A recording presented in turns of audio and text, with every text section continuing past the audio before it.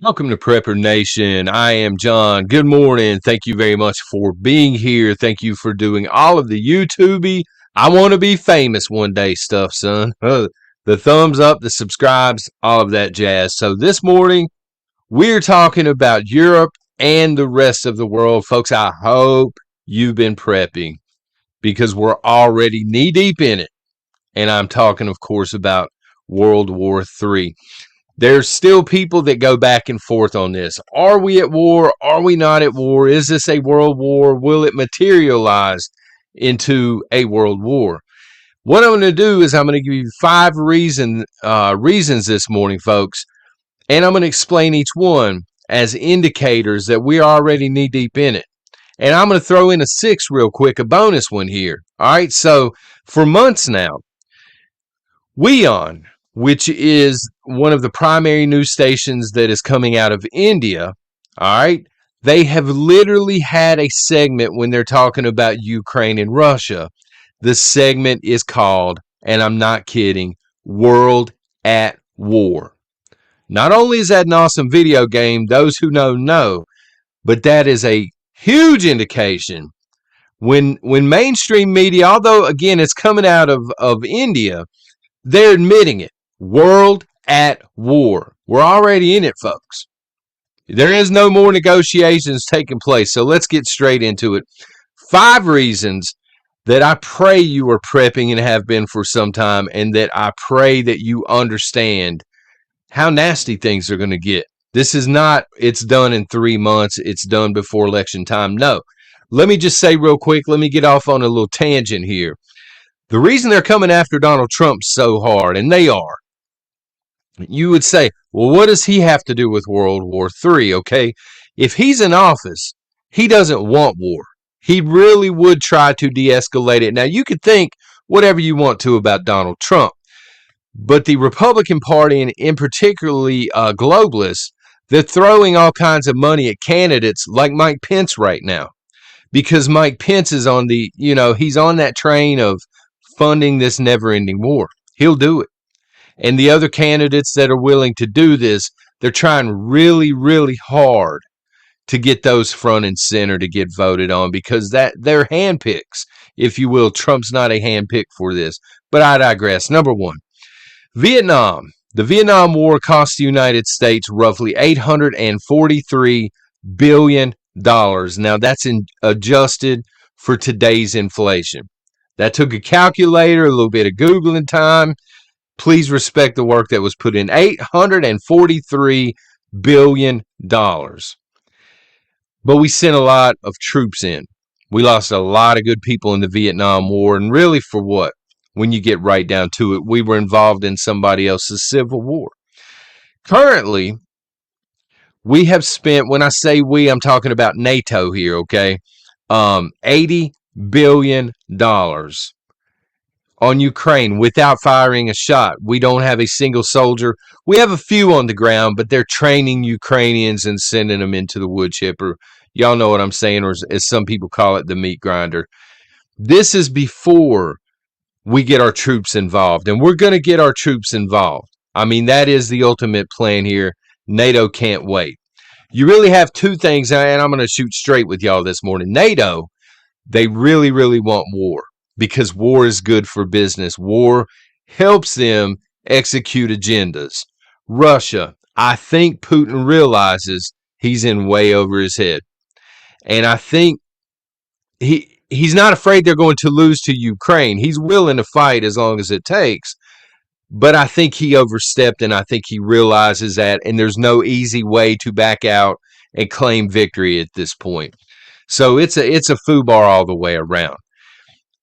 80 billion is going to look like a drop in the bucket before this thing is over with, because again, zero end in sight, ramping up ungodly at this point. Point number 2, Belarus. Belarus has a know-nothing military when you get right down to it. There's states, single states here in the United States, that have National Guard that could overtake Belarus.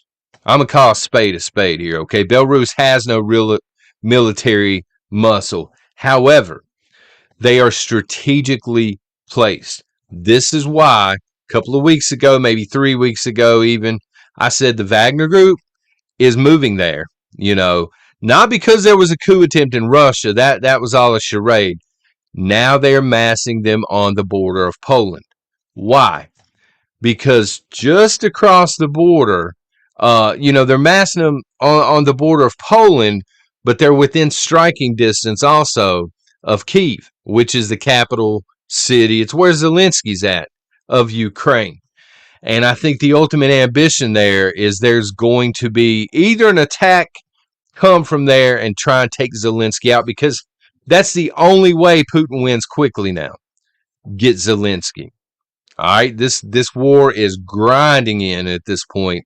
He wants Zelensky bad. All right, the Wagner Group, the most successful group that Russia's had thus far. Now they're in a key position to maybe try and take Zelensky out. NATO knows this. NATO is stacking people on the Polish border as well. A lot of those people are from other countries. Some of them, unfortunately, are being deployed from the United States National Guard. We see stories every few weeks, 500 here, 300 here. These folks are getting deployed out to fight against a mercenary group that is hired by Russia to take out a Ukrainian president, which to me is ridiculous. But it's a very strategic area, and we're starting to see the type of buildup there that you would see with any world war. I'm not kidding. Number 3, vital global infrastructure. The word global is key importance right there. So you're going to take out bridges normally during a time of war. You're going to try and hit strategic buildings, depots, things like this. What we are seeing now, especially with Russia, all right, we're seeing bridges being taken out. These bridges are important because these bridges are vital in getting grain out of Ukraine to port so they can ship to the rest of the world. We're seeing these grain facilities now being targeted with drones and missile strikes. They're being taken out, okay? And ports, the ports themselves now, Russia has started to hammer these ports, especially the ones that are in or around the Black Sea. They're trying to stop the flow of food coming out of Ukraine. This is Russia's way of hurting the West. All right. I don't know that he necessarily has anything against the common person over here. When I say the West, I'm talking about the presidents and the elites and the globalists. This is his way of hurting them, because every time he hits a port, every time he slows the grain down or stops it from coming to the rest of the world, number one, the West is crippled. Food security is going to be a real issue. Affordability, I should say. And number two, it gives Vladimir Putin a lot more power because he's sitting on tons, millions of tons, literally, of grain. And he's using this grain, he's sending it to his allies in exchange for things he needs, like Iranian drones, okay? Among other things. This is how he has circumvented a lot of the stuff that the West put into place, the sanctions and things. He's just trading oil and grain because he's got a ton of it, and the world doesn't have it right now because of this war. Number 4, Crimea. This is why this war is going to be prolonged. Crimea. Allow me to explain here, son. So Crimea was annexed back, 10 or so years ago. I want to say 2014, but I'm not looking right at it, so I don't know that that's accurate. Please don't hold me to it. But anyway, it's Russian. Russia came in, very little resistance. Crimea is a part of Russia, and it has been since they annexed it. Ukraine wants it back. And the reason, again, both countries want this is it's very strategic. Whoever controls Crimea controls the Black Sea, imports and exports. This is why it's so important, okay? Ukraine is not going to, Zelensky said as much. He's not going to cede any. He wants all of Ukraine's land back that's been invaded, but he includes Crimea in this. They're not going to stop fighting unless they get Crimea. On the flip side, Russia is not going to just hand Crimea over. They need it. It's very strategic to them as well. So neither person is going to cede ground. They're not willing to negotiate whatsoever on this. Lots and lots and lots of weapons have been sent to Zelensky by the West. We know this. But it's under the agreement by Zelensky that they're defensive only. We'll give you tanks. You're not going to use these tanks and go into Russia and start taking land. We'll give you missiles and rocket systems and things of this nature, but you can only use them in Ukraine. So his ability to reach out and touch Russia is very limited. There have been some drone strikes in Moscow, to little effect, though. The main way that Zelensky is able to affect Russia at this point is Crimea, because he understands it's very, very important to Vladimir Putin. And so this is just escalating things. And number 5, everything hinges, believe it or not, on China. Everything. If China wakes up, the president of China wakes up tomorrow morning and says, you know what? We're going to go ahead and send the same amount of weapons and equipment and financial aid to Russia as NATO is sending to Ukraine. Ukraine's done within a week. Not kidding. As soon as that stuff hits, it's game over. But China hasn't done that yet. Even though they're strong allies and they're friends, China hasn't done that yet because they're not convinced Russia's going to come out on the right side of this. They're not trying to look at the shame of defeat, and they're not trying to set their country back. Everything hinges on China. This is why Russia has locked down so much grain, because they know the Chinese need it. And India's holding their own. But here's the thing. China isn't focused on Ukraine right now, one way or the other. They're patting Putin on the back. They're saying, we got you. We're going to trade back and forth. They're focused on Taiwan. They're preparing for an invasion of Taiwan. The writing is on the wall. The Taiwanese, they have reached out to the United States and said, look, here's what's happening. They are wargaming an invasion of Taiwan. We need your help. And guess what? Here in the United States, we don't get to do anything. We don't get to worry about it. And you want to know why? Because next year is election year. And it's going to be hell on earth here in the United States. Right now, we are walking into a world in which, or a country in which, we can be arrested by people that shouldn't even be here.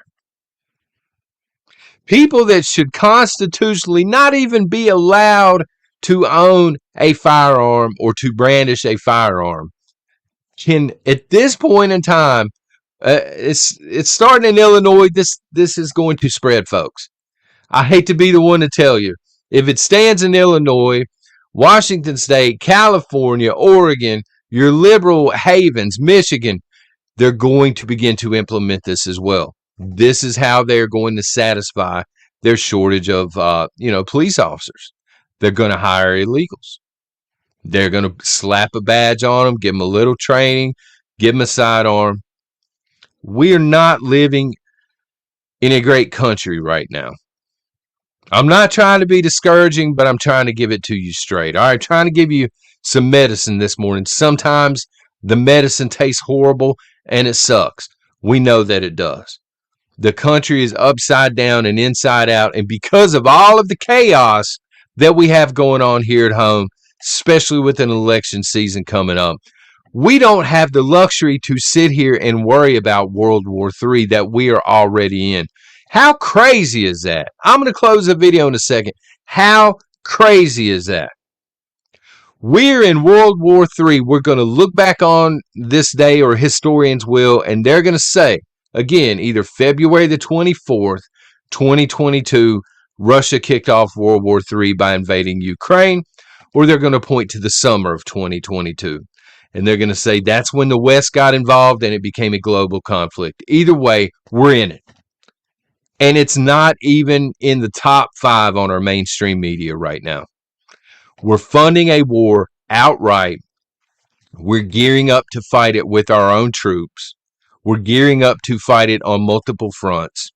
And everybody wants to talk about their sexuality and beer and country songs. These are the biggest issues, apparently, that we have here in the United States. Folks, this is John with Prepper Nation. Thank you for being here as always. Until tomorrow, take care and God bless.